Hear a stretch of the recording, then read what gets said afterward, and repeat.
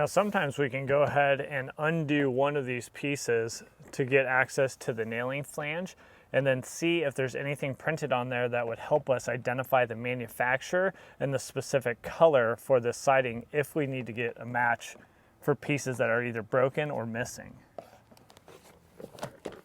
Usually you can try an end and get that tool behind that lower lip, and then you just kind of work it loose. Then once you start getting it loose, then it's easy. Then you go all the way across with it, pulling that top piece of siding away from your bottom piece of siding. All right, so here is what I'm looking for. This is gonna give me that this is a double 4-inch vinyl siding Compass Bayou. So I should be able to use that to get a match if I need any extra pieces because they're missing or they're broken, especially because this house is only about 2 years old. So I should be able to match that up if I needed any additional pieces for this job.